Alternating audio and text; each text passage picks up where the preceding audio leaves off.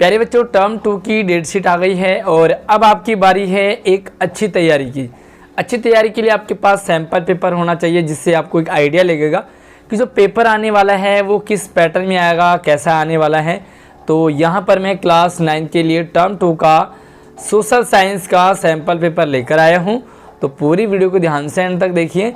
स्वागत है आप सभी का एक नई वीडियो में। मैं हूँ आपके साथ आशीष सर।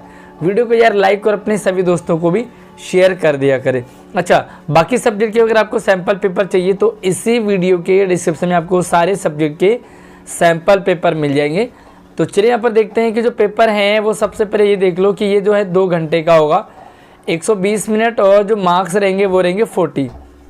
आप इसे नेक्स्ट ईयर भी अपने एग्ज़ाम की तैयारी के लिए यूज़ कर सकते हैं, आपको काफ़ी हेल्प मिलेगी। सबसे पहले हम जनरल इंस्ट्रक्शन देख लेते हैं। सामान्य निर्देश हिंदी और इंग्लिश दोनों मीडियम में यही पेपर है। तो कुछ ज़रूरी चीज़ें हैं वो आपको यहाँ पर ज़रूर याद मतलब पता होना चाहिए। सबसे पहले कि जो प्रश्न पेपर आपके पास क्वेश्चन पेपर आने वाला है वो 5 सेक्शन में होगा। ABCD कुल 13 प्रश्न होंगे। 13 क्वेश्चंस इस पेपर में आपके पास आएंगे, जो भी आपका फाइनल पेपर आएगा। सभी प्रश्न आपके लिए कंपलसरी हैं और कुछ आपको ऑप्शनल भी प्रश्न दे रखे हैं, यानी कि कोई 2 प्रश्न होंगे तो एक ही करना है।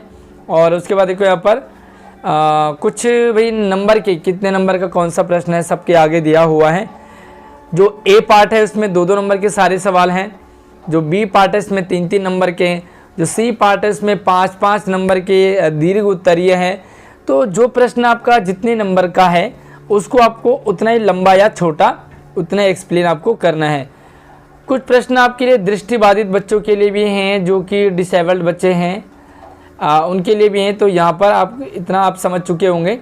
बाकी हम यहाँ पर चलते हैं क्वेश्चन की तरफ। सबसे खंड का यानी कि सेक्शन में आपको 5 प्रश्न हैं 2-2 नंबर के, राइट।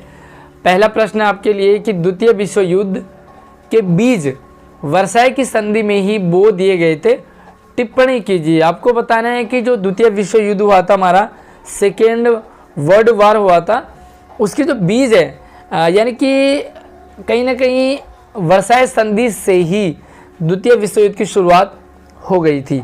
तो आपको इसे एक्सप्लेन करना है। आपको आंसर शेयर करूंगा। हर 5-5 प्रश्नों के बाद हम आंसर शेयर करेंगे। दूसरा प्रश्न है आपके लिए, भारत में गरीबी के प्रमुख कारणों की विवेचना करें। क्यों है हमारा देश गरीब? क्या है गरीबों के कारण? मतलब गरीब क्यों बना हमारा देश? भैया शिक्षा होगी, बेरोजगारी होगी, रोजगार नहीं होगा, कहीं ना कहीं पढ़ाई है, लेकिन पढ़ाई वो नहीं है जो भाई एजुकेशन तो दे रहा है हमें, बट हमें तो रोज़गार भी चाहिए, हमें गरीबी भी दूर करनी है। तो हमारा ऐसा एजुकेशन नहीं है, सिर्फ पढ़ते जा रहे हो, डिग्री हमारे हाथ में किसी काम की नहीं है ना। तीसरा प्रश्न है कि उन महत्वपूर्ण मानदंडों यानी कि वो क्राइटेरिया आपने बताने हैं जो किसी चुनाव को लोकतांत्रिक बनाते हैं, है ना। डेमोक्रेटिव, तो वह डेमोक्रेसी होती है, लोकतांत्रिक होता है, लोगों से तंत्र बनता है और लोग वोट डालते हैं तभी हम चुनाव वगैरह जीतते हैं। तो महत्वपूर्ण आपने क्राइटेरिया बताने हैं।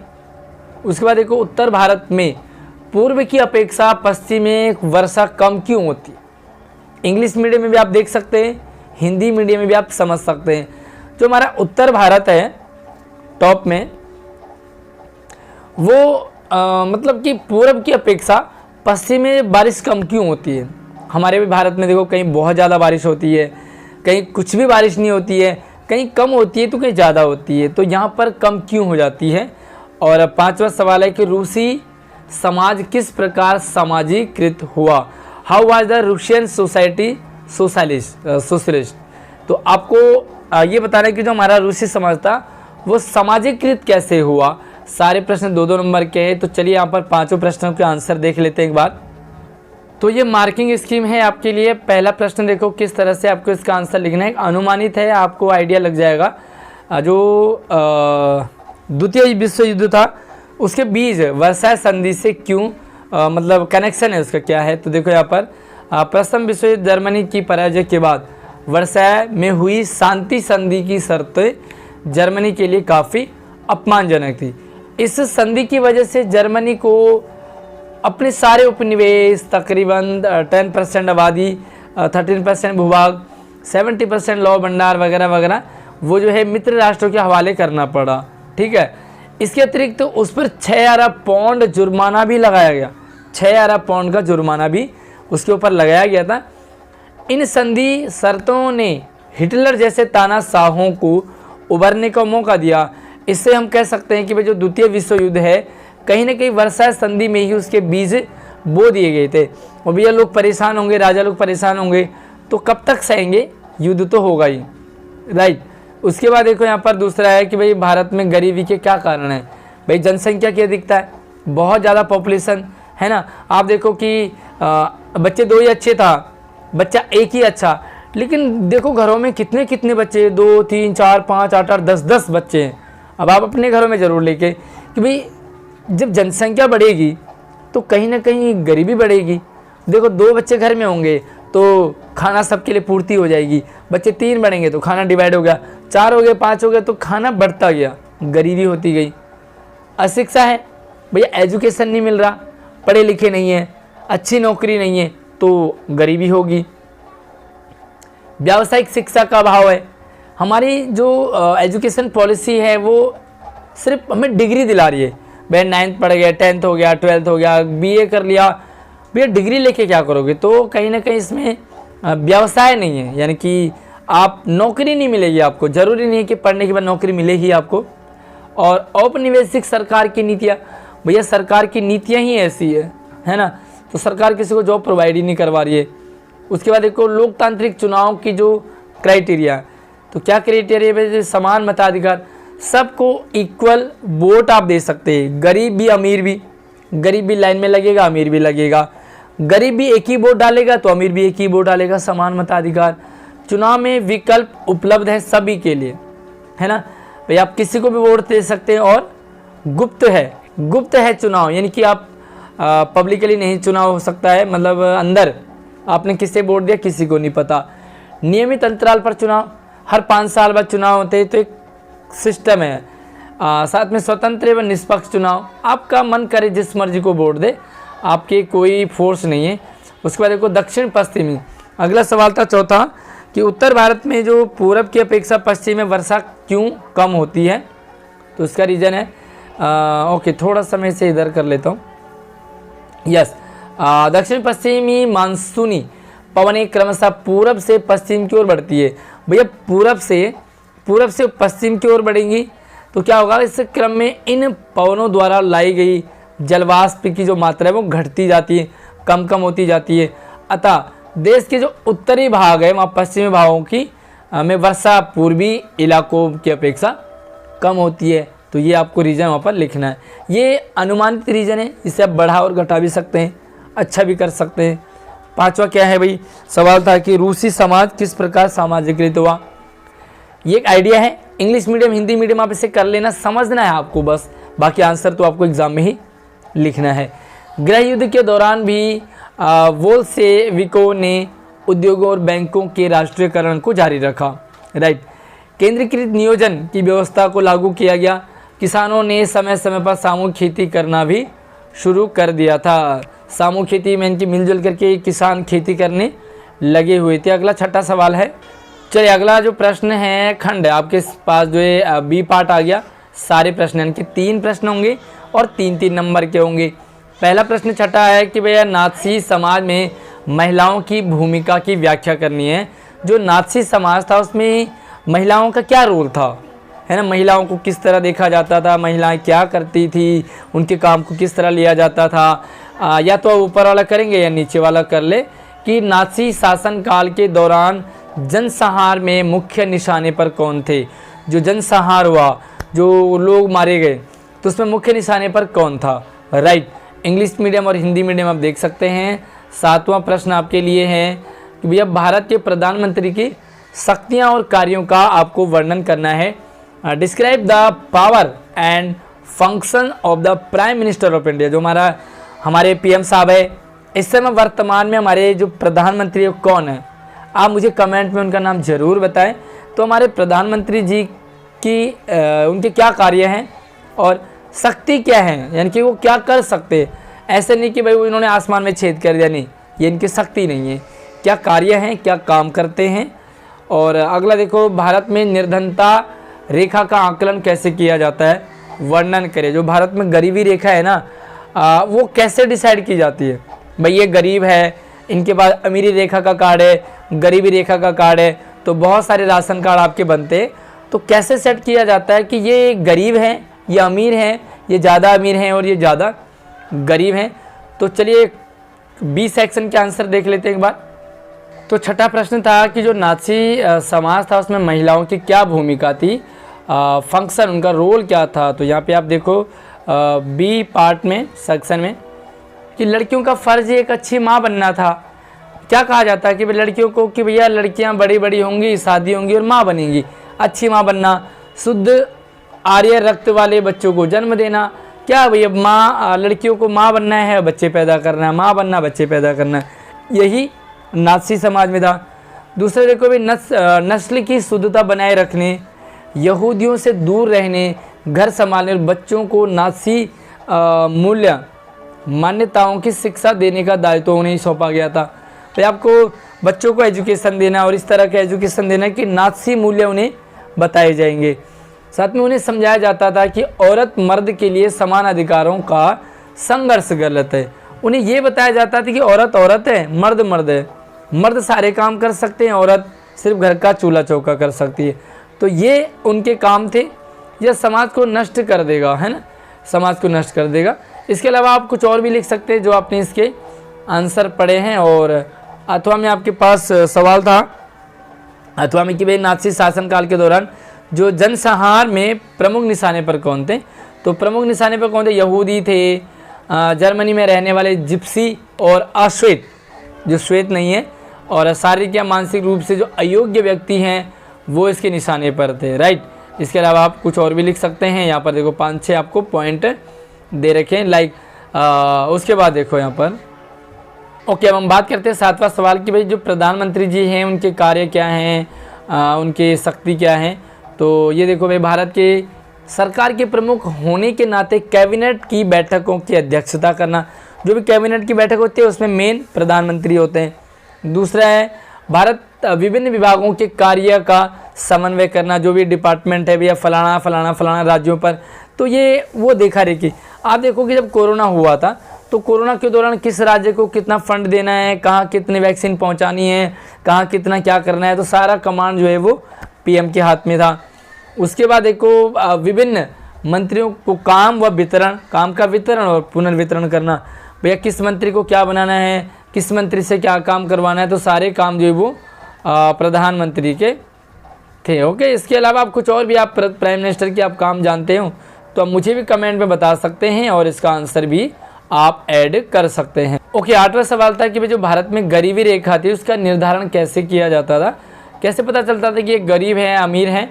देखो भारत में निर्धनता रेखा का आकलन सामान्यतः हर 5 साल पर प्रतिदर्श सर्वेक्षण के माध्यम से किया जाता था। एक सर्वे होता था, सर्वे में देखा जाता है कि भाई किसके घर में क्या है, किसके घर में टीवी है, फ्रिज है, वगैरह वगैरह वगैरह, फ़ोन है।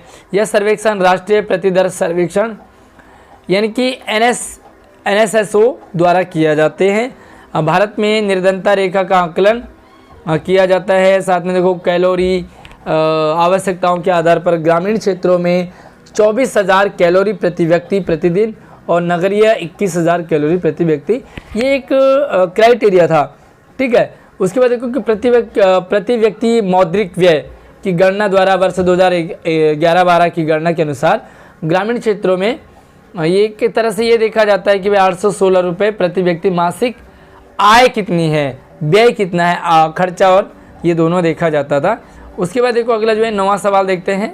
ओके, जो अब आपके पास सवाल है वो सेक्शन सी से है और सी में क्या आपके कि भाई 5-5 नंबर के 2 प्रश्न होंगे और ये आपको बड़ा लिखना है, यानी कि पूरा 1 से 1.5 पेज लगभग आपका आंसर होना चाहिए। सवाल है आपके लिए कि भैया लोकसभा को संसद का लोअर हाउस क्यों कहा जाता है, लोअर हाउस है ना, लेकिन यह राज्यसभा अर्थात अपर 5 हाउस से अधिक शक्तिशाली कैसे है, ठीक है। या तो आप इससे बताएंगे या दूसरा वाला लिखें कि आपके विचार में भारतीय न्यायपालिका स्वतंत्र क्यों, कारण बताएं।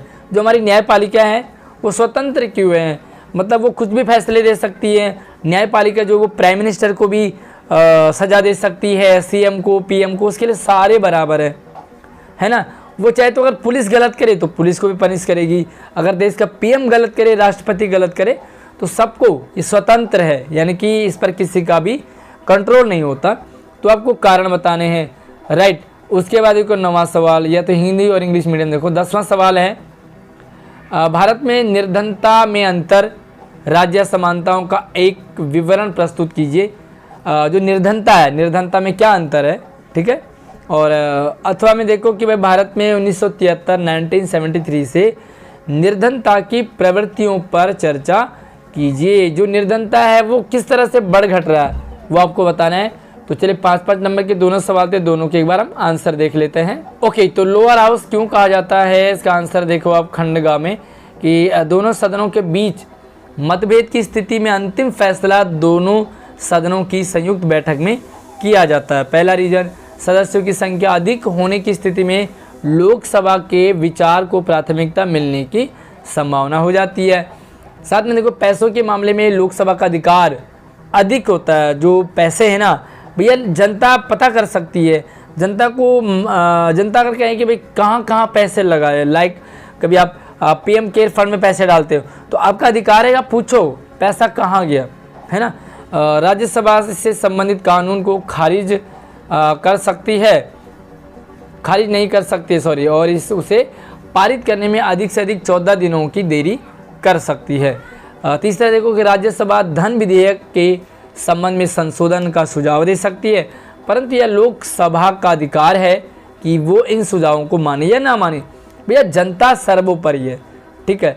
जनता किसी को भी चढ़ा सकती है, जनता किसी को भी उतार सकती है। उसके बाद देखो चौथा है कि लोकसभा मंत्रिपरिषद को नियंत्रित करती है। सिर्फ वही व्यक्ति प्रधानमंत्री बन सकता है जिसे लोकसभा में बहुमत हासिल हो। पीएम ऐसे ही नहीं बन जाते, किसी को भी उठाए पीएम बना दिया। लोकसभा में जिसे बहुमत मिले वही आपका पीएम बनेगा। अथवा वाले आप आंसर को देख लें, यहाँ पर तो थोड़ा सा मैं इसे क्लियर कर देता हूँ ताकि आपको पूरा आंसर यहाँ से दिखाई दे देगा, राइट। थोड़ा सा मैं और यहाँ पर क्लियर हो जाते हैं आप, और ये आपका आंसर है पूरा कंप्लीट। सवाल देख लेते हैं 9 में अथवा था कि भाई आपके विचार से भारतीय न्यायपालिका स्वतंत्र क्यों है ना। तो एक बार किसी व्यक्ति को सर्वोच्च न्यायालय पर या उच्च न्यायालय का न्यायाधीश नियुक्त होने पर बाद उसे संसद के अन्य अलग सदनों के 2/3 बहुमत अविश्वास प्रस्ताव पारित करवा कर ही हटाया जा सकता है। यानी कि ऐसा नहीं कि भाई जज बना दे, इसे हटा दिया, जज को हटाना बहुत मुश्किल है। दूसरा है कि अगर न्यायपालिका को लगता है कि विधायिका द्वारा कोई कानून संविधान के खिलाफ है तो वो ऐसे कानून को अमान्य कर सकती है। लाइक आपने देखा कि कई बार ऐसे हो जाता है कि भाई दिल्ली में आपने देखा कि पॉल्यूशन ज़्यादा बढ़ रहा है, बहुत सारी गाड़ियाँ आ रही है, कुछ ऐसा काम हो रहा है दिल्ली में जो कि गलत है, तो न्यायपालिका दिल्ली सरकार पर रोक लगा सकती है, दिल्ली सरकार को फटकार लगा सकती है कि भाई आप ऐसे काम करो जिससे कि पॉल्यूशन कम हो, ठीक है। आपने देखा कोरोना में बहुत सारे लोग मर रहे थे, जिस स्टेट की स्थिति खराब थी उसे कोर्ट ने जवाब मांग रहा था कि भाई क्यों ऐसा हो रहा है, जवाब दीजिए, आप एक्शन क्यों नहीं ले रहे। तीसरा है इसी तरह जब उसके सामने किसी कानून या न्याय कार्यपालिका की कार्रवाई को चुनौती मिलती है तो वे उसकी संवैधानिक वैधता तय करते हैं। अदालतें सरकार को निर्णय करने की शक्ति के दुरुपयोग से रोकने के लिए हस्तक्षेप कर सकती है। जो अदालत होते हैं वो अगर कोई गलत शक्ति का प्रयोग कर रहा हो तो अदालत उन्हें रोक सकता है, चाहे वो पुलिस हो, पीएम हो या सीएम हो। वे सरकारी अधिकारियों को भ्रष्ट आचरण करने से भी रोकती है। भैया गवर्नमेंट जो ऑफिसर हैं अगर गलत काम हो रहा है तो उनके खिलाफ भी सख्त कार्रवाई की जाती है। और 10वां सवाल था आपके लिए, सवाल एक बार फिर से देख लेते हैं कि भारत में जो निर्धनता में अंतर है ना, तो प्रत्येक राज्य में निर्धन लोगों का अनुपात एक समान नहीं है। किसी राज्य में बहुत ज़्यादा गरीबी है, किसी राज्य में अमीरी ज़्यादा है, किसी राज्य में लोगों के पास पैसे बहुत है, ठीक है। वर्ष 2011-12 में भारत में निर्धनता अनुपात जो वो 22% था। बिहार और उड़ीसा क्रमशः 33-34% या 32 है ना, तो बिहार जो है वो 34% और उड़ीसा 33% निर्धनता औसत के साथ 2 सर्वाधिक निर्धन राज्य बने हुए हैं। सबसे ज़्यादा गरीब राज्य बिहार और उड़ीसा है। उड़ीसा, मध्य प्रदेश, बिहार, उत्तर प्रदेश में ग्रामीण निर्धनता के साथ नगरीय निर्धनता भी अधिक है। भैया देखो, बिहार में, उड़ीसा में, मध्य प्रदेश में, उत्तर प्रदेश में जो ग्रामीण अंचल में लोग हैं वो ज़्यादा गरीब है और ज़्यादा है। शहरों में तो ठीक ठाक है। पंजाब और हरियाणा जैसे राज्य उच्च कृषि वृद्धि दर से निर्धनता कम करने में पारंपरिक रूप से सफल रहे। यानी कि जो पंजाब और हरियाणा है ना, इसे हम अमीर राज्य कहते हैं क्योंकि ये फसल तैयार करते हैं और कहीं ना कहीं इनके खाने पीने का अच्छा जुगाड़ हो जाता है। उसके बाद देखो, अथवा में सवाल था आपके पास कि भारत में 1973 से निर्धनता की प्रवृत्ति, तो 1973 से आंसर आप देखो कि भाई पहला है, भारत में निर्धनता अनुपात वर्ष 1993-94 में लगभग 45%, 2004-05 में 37 तक महत्वपूर्ण गिरावट आई है। उसके बाद देखो यहाँ पर जो वर्ष 2011-12 में निर्धनता रेखा के नीचे निर्धनों का अनुपात और भी गिर गया और ये 22% हो गया। बहुत बड़ी बात है। यही रही यदि यही प्रवृत्ति रही तो अगले कुछ वर्षों में निर्धनता रेखा के नीचे के लोगों की संख्या 20% से भी नीचे आ सकती है। यद्यपि निर्धनता रेखा से नीचे रहने वाले लोगों का प्रतिशत पूर्व में 2 दशकों में गिरा है। निर्धन लोगों की संख्या इतने में वर्ष 2004-05 में 407 मिलियन से गिर करके 270 मिलियन और 2011-12 में औसतन गिरावट आई है। यानी कि जो गरीबी है वो थोड़ा कम हो रही है, बट पता नहीं वो किस लेवल में हो रही है, आखिर क्यों उसे कम माना जा रहा है ना। जो गरीब है वो और गरीब होता जा रहा है, जो अमीर है वो और अमीर होता जा रहा है। जिसके पास पैसे है उसके पास खूब सारे पैसे, जिसके पास पैसे नहीं है वो बेचारा खाने को तरसता है ना। अगला देखें यहाँ पर खंड घ और सेक्शन डी आपके पास 4 नंबर के 2 प्रश्न होंगे। यहाँ पर आपके पास एक पैसेज है, ये आपको अनुच्छेद को पढ़ना है और इसके अकॉर्डिंग आपको आंसर देने हैं। तो भैया एक बात मैं आपको क्लियर करूँगा कि आप इस अनुच्छेद को फ़ोटो खींच लो और फ़ोटो खींचने के बाद आप इसे पढ़ें, समझें और उसके बाद यहाँ पर आप इसके आंसर देंगे। तो आंसर के लिए कुछ क्वेश्चंस हैं यहाँ पर। लाइक आप यहाँ पे देखो, स्क्रीनशॉट नहीं लिया तो थोड़ा सा वीडियो को फिर ऊपर ले जाए। और पहला सवाल है कि उत्तरवादी लोकतंत्रवादियों से किस प्रकार भिन्न थे? उदारवादी। और दूसरा था रेडिकल समूह के राजनीतिक विचार क्या थे? और तीसरा है कि रूढ़िवादी किस प्रकार रेडिकल समूह और उदारवादियों के खिलाफ थे? अब जो मार्क्स हैं वो कुछ इस तरीके से, यानी कि जो पहला और दूसरा है वो 1-1 नंबर का, तीसरा आपका 2 नंबर का है। ये आप इंग्लिश में भी आप इसे पढ़ सकते हैं और थोड़ा सा आप इसे यहाँ से स्क्रीनशॉट ले लो, उसके बाद आप इसे बाकी बचा हुआ यहाँ से स्क्रीनशॉट ले लो और आंसर आप यहाँ से देख सकते हैं। उसके बाद क्वेश्चंस, उसके बाद देखो यहाँ पर जो दूसरा है, यानी कि 2 प्रश्न यहाँ पर 4-4 नंबर के, ये भी एक पैसेज है और इस पैसेज के भी आपको आंसर देने के बाद पैसेज को आप ध्यान से पढ़ेंगे तो आई थिंक आपका आंसर अच्छे से आ जाएगा। और देखो एक बार इसको पूरा यहाँ से आप इसे ओके, तो पूरा स्क्रीनशॉट ले लो और उसके बाद यहाँ पर कुछ क्वेश्चंस है, इन्हें आपको देना है। सेम इंग्लिश और हिंदी मीडियम में यहाँ पर 3 सवाल है, तीनों को देख लेंगे। क्राइटेरिया मार्क्स का यही रहेगा। सेम इंग्लिश मीडियम में भी है आपके पास, स्क्रीनशॉट ले लो। और यहाँ पर जो आपके पास अगला सबसे लास्ट है, यहाँ पर आपको एक मैप दिया होगा, ठीक है। तो मैप से रिलेटेड आपको कुछ क्वेश्चंस करने हैं। विश्व के राजनीतिक मानचित्र में आपको ए के स्थान पर अंकित किया गया है ना। मानचित्र में जो ए बिंदु है एक स्थान है, कौन सा स्थान है उसको आपको बताना है। इस बिंदु ए को निम्नलिखित जानकारी की सहायता से पहचानिए और उसका नाम मानचित्र में आपको लिखना है, ठीक है। एक मित्र राष्ट्र आपको बताना, तो मित्र राष्ट्र ये आपको जो भी ये मैप है इसमें आपको फिक्स करना है। और ए यहाँ पर देखो ये मित्र राष्ट्र कौन सा होगा यहाँ पर वो आप इसे लिखेंगे।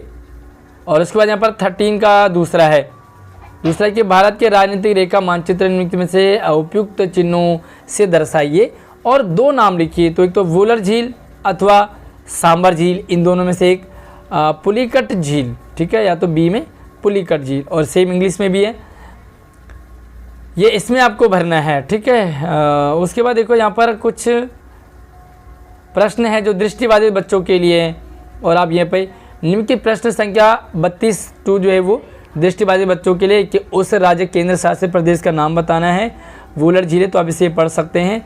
आई होप आपको पूरा पेपर समझ में आया होगा। फिर भी कोई डाउट हो तो मुझे कमेंट कर सकते हैं। वीडियो को लाइक करके शेयर कर दीजिए। सारे बाकी सब्जेक्ट के सैम्पल पेपर आपको इसी वीडियो के डिस्क्रिप्शन में मिल जाएंगे। अगर आपको डाउट हो तो मुझे कमेंट कर सकते हैं।